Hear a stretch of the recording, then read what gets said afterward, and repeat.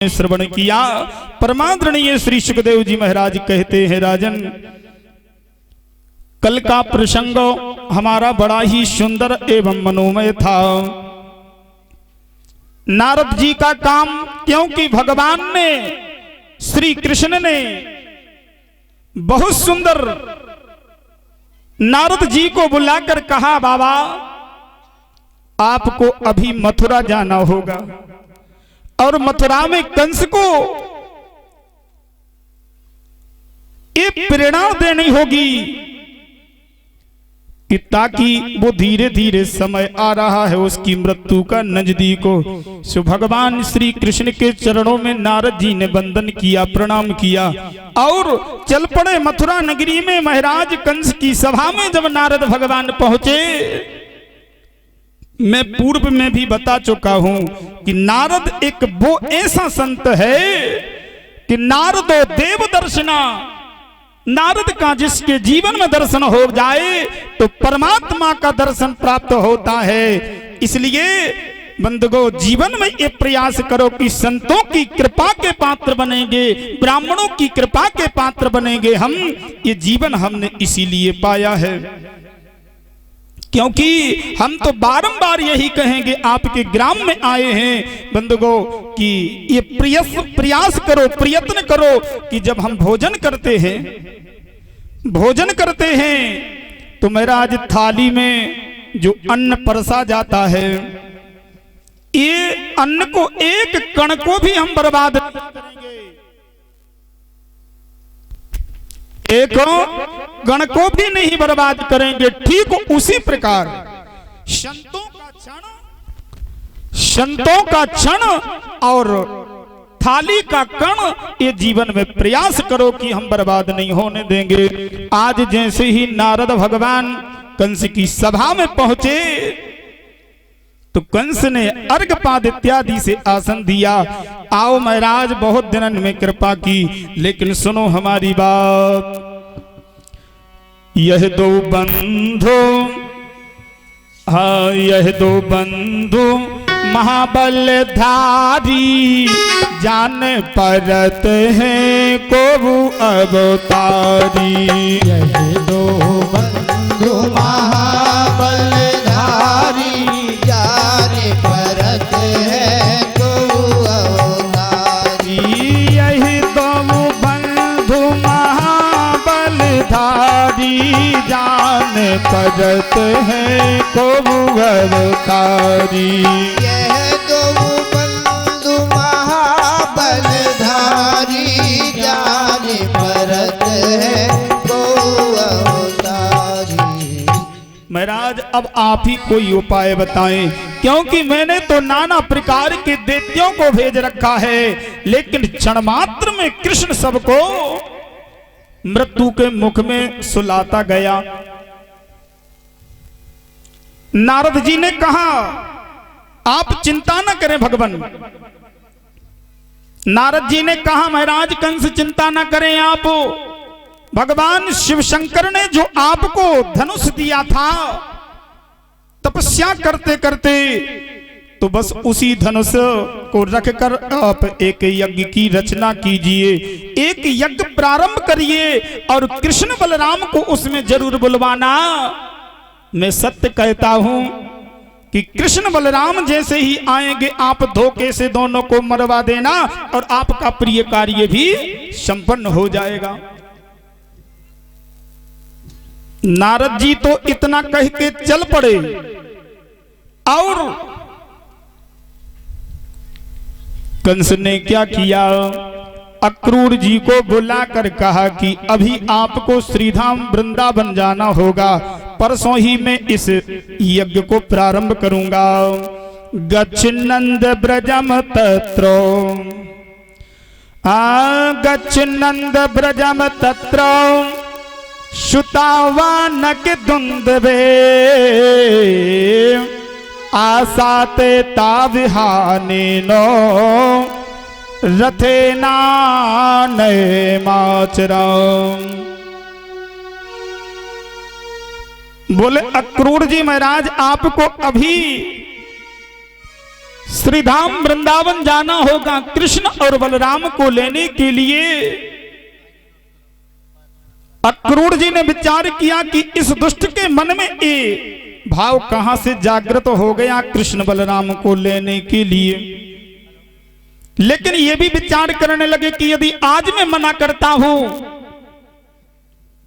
तो ये मुझे मार देगा, कम से कम इन नयनों से मेरे गोविंद का दर्शन तो होगा। अक्रूर जी ने रथ को सजाया। श्रीधाम वृंदावन की दूरी मथुरा से केवल 8-10 किलोमीटर की है बंधुगो। यदि वास्तविक बात कही जाए 1 घंटे से ज्यादा नहीं लगेगा यदि पैदल भी चलोगे आप। प्रातः काल रथ पर बैठे हैं और रथ चलते चलते सायंकाल की बेला में रथ श्रीधाम वृंदावन में पहुंचा है, क्योंकि अक्रूर जी महाराज की तो समाधि लग गई।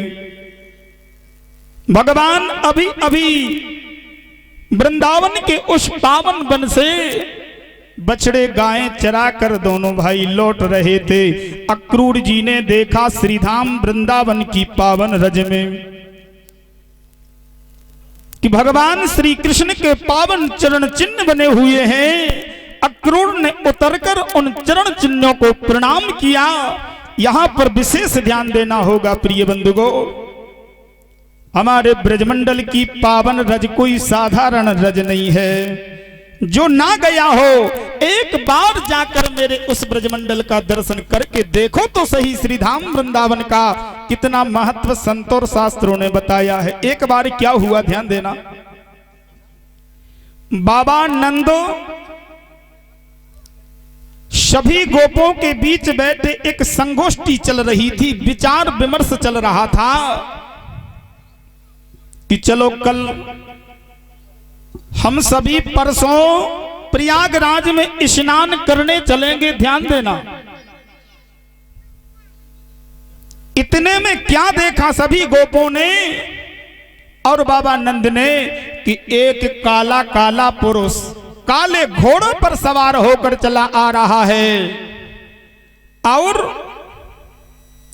बाबा नंद के सामने हजारों गोपों के सामने वो महाराज पुरुष घोड़े से उतरकर वृंदावन की पावन रज में लौटने लगा। जैसे ही लेटने लगा अब सबके देखते देखते जो काला था वो महाराज काले से गोरा बन जाता है। काले से गोरा बन गया। अब तो बाबा नंद को शंका जागृत हो गई। और कहा भैया आप कौन हैं, आपका परिचय दीजिए। अभी अभी आपका स्वरूप काला था लेकिन काले से गोरे कैसे हो गए, इसका कारण मैं भी तो जान सकता हूं क्या। उस पुरुष ने कहा बाबा मैं कोई साधारण मानव नहीं हूं। बोले फिर आप कौन हैं? बोले मैं प्रयागराज हूं। ध्यान देना मेरी बात पर। बोले मैं प्रयागराज हूं। बोले महाराज आपने कष्ट क्यों किया, परसों हम लोग आने वाले थे। बोले नहीं बाबा नंद, संसार के पापी लोग, संसार के जीव मुझ में प्रयाग में जाकर स्नान करते हैं और जितना जीवन में पाप करते हैं मुझ में धोकर आते हैं। इस कारण से मेरा रंग काला बन जाता है। उस कालेपन को धोने के लिए मैं श्रीधाम वृंदावन की पावन रज को पान करने के लिए आया हूं। इसलिए ये वृंदावन की पावन रज कोई साधारण रज नहीं है बंधुगो, क्योंकि रमण रेत ले तो नहीं। ध्यान देना, हाँ रमण रेत ले तो नहीं, क्यों न जमुना पान और रे मन मूर्ख तूने जानो नहीं। ब्रज का तत्व महान, ब्रज का तत्व महान। जरूर जाएं वृंदावन में और उस पावन रज में अपना मस्तक जरूर धरे बंधुगो और यमुना के जल को पान करें। परमादरणीय श्री सुखदेव जी महाराज कहते हैं राजन, इस प्रकार भगवान श्री कृष्ण जब गायें चराकर बछड़े चराकर लौटे, अपने महल में जब प्रवेश किया तो अक्रूर जी का आगमन हो चुका था। बाबा नंद और अक्रूर जी दोनों गले से मिले। कृष्ण बलराम ने काका अक्रूर के चरणों में प्रणाम किया, वंदन किया। इतने में बाबा नंद कहने लगे, अरे मित्र कहो, आए हो सुस्वागत है, लेकिन आने का कारण क्या है? बोले महाराज, ये मथुरा के राजा जो कंस हैं, उन्होंने एक यज्ञ रचा है और उस यज्ञ में आप सभी को निमंत्रण भेजा है, विशेष करके कृष्ण बलराम को बुलावा भेजा हुआ है। मैया यशोदा ने जैसे ही ये बात सुनी बंधुगो, तत्काल रुदन करती हुई और खड़ी हो जाती है और कहने लगी, अरे जिस किसी के लिए मेरे प्राणों की यदि आवश्यकता हो तो मैं सहर्ष अपने प्राण निकाल कर उसे दे सकती हो, लेकिन हमारे प्राणों के आधार कृष्ण बलराम को कहीं भी मैं जाने नहीं दूंगी। आप सत्य मानना। जैसी ही ये बात की तो कृष्ण बलराम रुदन करते हुए बाबा जी के पास में पहुंचे। बाबा जी, अरे मैया कबहू कहूं न जाने दे, अब हम छोटे नहीं हैं, हम लोग तो बड़े हो गए हैं, क्योंकि 11 वर्ष 56 दिन का मेरा कन्हैया हो गया। बोले बाबा जी, जरा मैया से कहो कि परसों में यज्ञ का दर्शन करके आ जाऊंगा। अब तो कन्हैया ने दौड़ लगाई और मां के अंकों से लिपट कर रुदन करने लगे, अरे मैया मैं वचन देता हूं कि महाराज कंस के यज्ञ का दर्शन करके परसों ही लौट कर आ जाऊंगा, इसलिए हे मां मुझे जाने दो। आप सत्य मानना, रात्रि में ही अक्रूर से बाबा नंद ने कहा कि हम सभी ब्रजवासी पैदल ही मथुरा की यात्रा करते हैं, आप लोग प्रातः काल कृष्ण बलराम को लेकर आना। इतना कह के बाबा नंद तो चल पड़े, लेकिन ये ब्रज की गोपिकाओं की मना स्थिति देखो। जब इनको मालूम पड़ा कि हमारे जीवन में कोई अक्रूर क्रूर बन के आया है, हमारे प्राणों के आधार कृष्ण को ले जाना चाहता है, आप सत्य मानना प्रिय बंधुगो, रात्रि में ही बाबा नंद के महल को चारों ओर से इन ब्रज गोपिकाओं ने घेर लिया। जैसे ही रथ पर कन्हैया बैठने लगे, जब प्रातः काल हुआ तो उस समय भगवान श्री कृष्ण जब रथ पर बैठे तो इतने में एक गोपी दौड़ी दौड़ी आई, रथ के आगे लेट जाती है, हे गोविंद यदि तुम जाना चाहते हो तो इस रथ को तुम हमारे ऊपर से निकाल कर ले जाना, लेकिन हम तुम्हें जाने नहीं देंगे।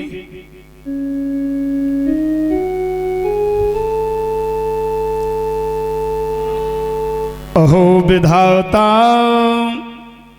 हाँ अहो विधाता, तब ना कुचित दया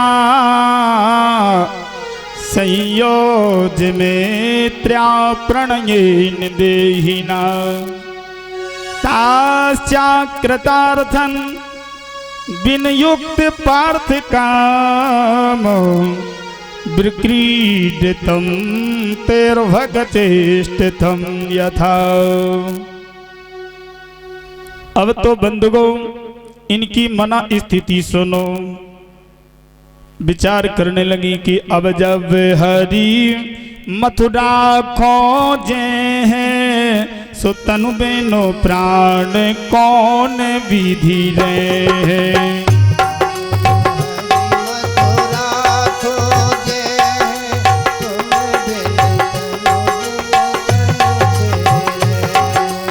अब जब हरि मथुरा खोजे हैं, तनु बिनु प्राण कौन विधि रहे। अब जब हरि मथुरा खोजे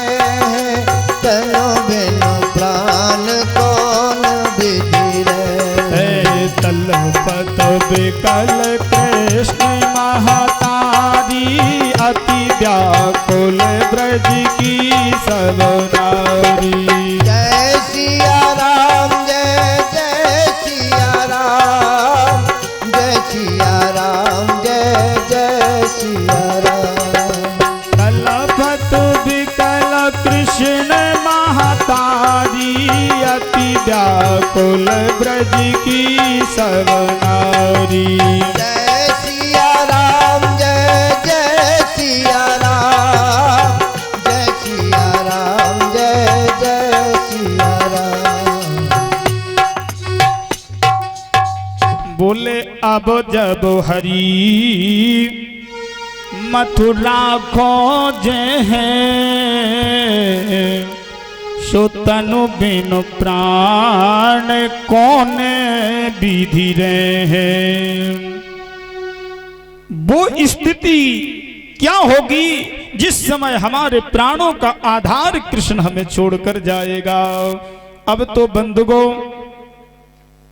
भगवान श्री कृष्ण ने राधे रानी से कहा है, राधे अरे तू तो जानती है समझती है कि मेरा अवतार किस वास्ते हुआ है। यदि आज मैं इसी प्रकार गोकुल वृंदावन में लीलाओं को संपन्न करता रहा तो आगे मुझे जो कार्य करना है, मन ही मन में भगवान की बात चल रही, वो कार्य पूर्ण नहीं हो पाएगा। समझाओ इनको। सभी ने अपने पत्थर इस हृदय पर पत्थर रख लिया। इतने में रथ जैसे ही थोड़ा आगे बढ़ा, अब तो मैया को मालूम पड़ा कि कन्हैया हमारा प्यारा श्याम सुंदर मुझे छोड़कर जा रहा है। महल से दौड़ती हुई, गिरती हुई, बंदगो रुदन करती हुई और कन्हैया के पास में पहुंची। बोल भगवान श्री कृष्ण ने देखा कि मैया तो मेरे विरह में पागल है गई। कन्हैया रथ से कूद कर माँ को अंकों में भर लिया। अरे माँ तू ये क्या करने जा रही है बताइए। बोले बेटा मैं आज समझ गई कि वास्तव में तू मेरा पुत्र नहीं है। अरे बेटा मेरा अधिकार क्या है तुझे रोकने का। लेकिन एक माँ तुझसे निवेदन नहीं कर रही है बेटा। एक साधारण गोपी तुमसे प्रार्थना करती है कि तू तो अरे देव की नंदन है, वसुदेव नंदन है। बेटा मथुरा में जाकर इन बातों को कभी तुम याद मत करना। मां यशोदा ने अरे एक मटकी फोड़ने के खातिर मुझे उखल से बांधा। मां यशोदा ने मेरी इतनी औकात भी नहीं समझी। भगवान कृष्ण रुदन करने लगे, मां को अंकों में भर लिया। अरे मैया एक कृष्ण संसार की चीज भूल सकता है, लेकिन मां तेरे उस बंधन को कृष्ण कदापि भूलने वाला नहीं है। मुझे क्षमा कर देना मेरी मां। मैं परसों लौटकर महाराज कंस के यज्ञ का दर्शन करके जरूर लौटूंगा। इन सभी ने अपने हृदय पर पत्थर रख लिया बंधुओं और कन्हैया आगे बढ़ने लगे। क्या देखा, एक गोपिकाएं पुकार रही, चिल्ला रही है, लौट के आजा ओ निर्मोही, लौट के आजा ओ निर्मोही, तेरी याद सताती है। आजा मेरे कृष्ण कन्हाई, तेरी राधा बुलाती है। सभी ताली बजाते हुए कृष्ण कन्हाई, तेरी राधा बुलाती है। लौट के आजा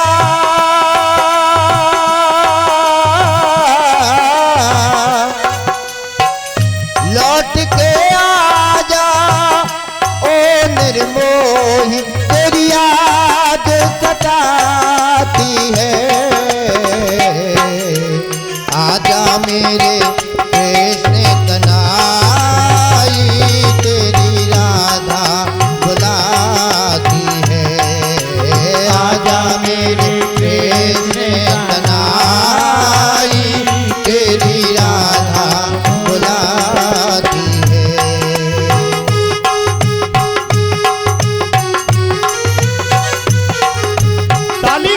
करते हुए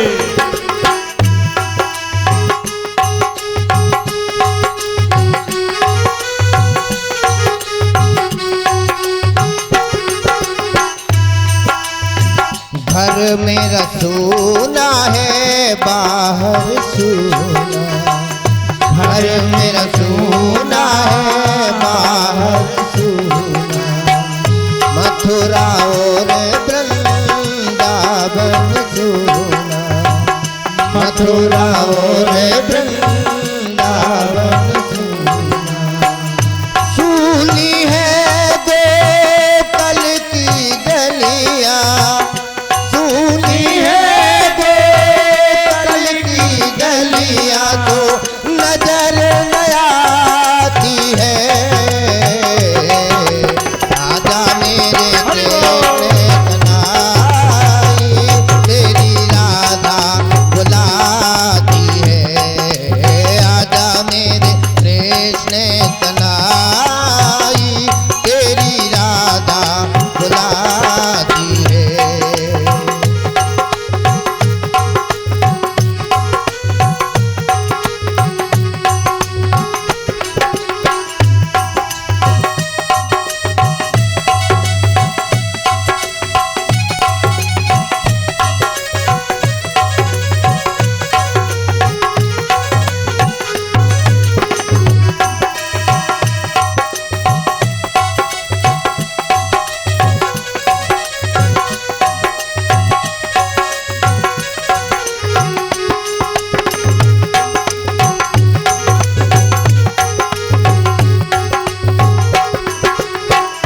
अपना कर क्यों छोड़ गया तू, अपना कर क्यों छोड़ गया तू, हमसे मुख क्यों मोड़ गया तू, हमसे मुख क्यों मोड़ गया तू, काला काला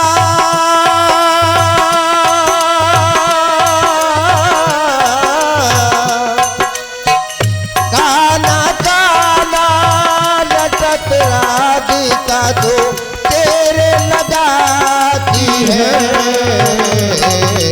आजा मेरे देश कनाई तेरी राधा बुलाती है, आजा मेरे देश कनाई तेरी राधा बुलाती है।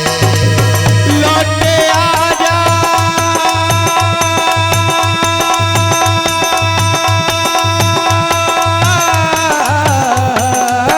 लौटे आजा ओ निर्मोही तेरी याद सताती है, आजा मेरे देश कनाई तेरी राधा बुलाती है, आजा मेरे देश कनाई तेरी राधा बुलाती है, आजा मेरे देश कनाई तेरी राधा बुलाती है, आजा मेरे देश कनाई तेरी राधा बुलाती।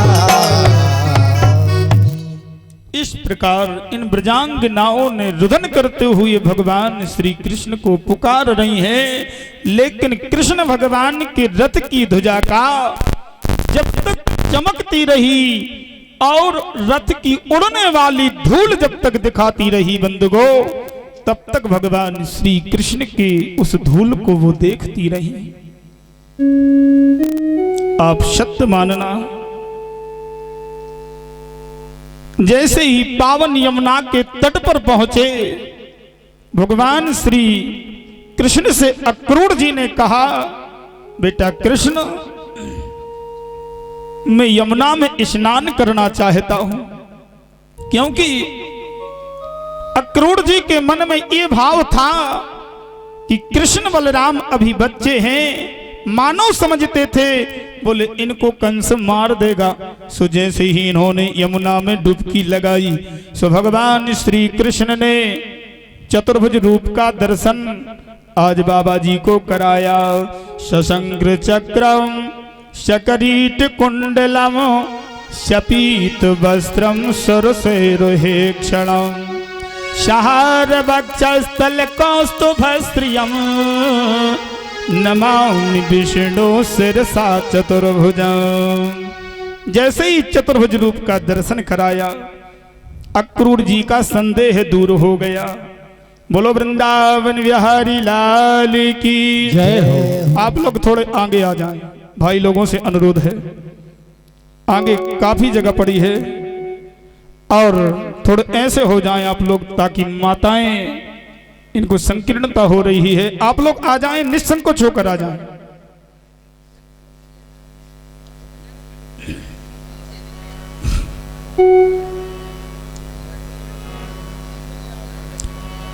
जय जय राधा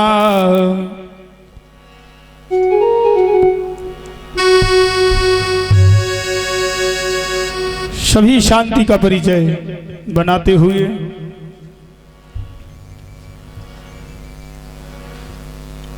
मेरो राधा रमण गिरधारी गिरधारी श्याम बनमारी। मेरो राधा रमण गिरधारी गिरधारी श्याम बनवारी। राधा रमण गिरधारी गिरधारी श्याम बनमारी। मेरो राधा रमण ताली बजाते गिरधारी हुए गिरधारी श्याम बनवारी।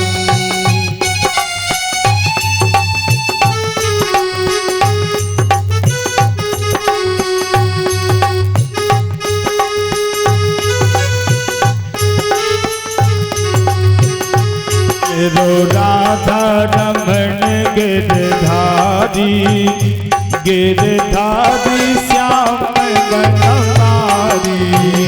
मेरो राधा रमण गिरधारी गिरधारी श्याम बनवारी।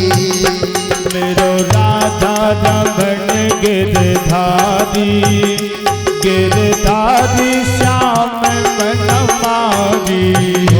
मेरो राधा रमण गिरधारी गिरधारी श्याम बनवारी।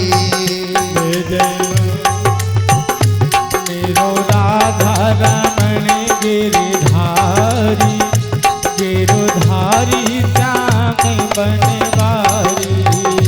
मेरो राधा रमण मेरो राधा रमण मेरो राधा रमण मेरो राधा रमण मेरो राधा रमण मेरो प्यारो रमण मेरो राधा रमण मेरो प्यारो रमण। मेरो राधा रमण गिरधारी गिरधारी श्याम बनवारी। मेरो राधा रमण गिरधारी गिरधारी श्याम बनवारी। मेरो राधा रमण गिरधारी गिरधारी श्याम बनवारी। मेरो राधा रमण गिरधारी गिरधारी श्याम बनवारी। बोलिए बांके बिहारी लाल की जय हो। भगवान श्री कृष्ण जैसे ही मथुरा में पहुंचे यमुना बाग में रुकने की मेरे गोविंद की व्यवस्था की गई है। यहां पर ध्यान देना होगा।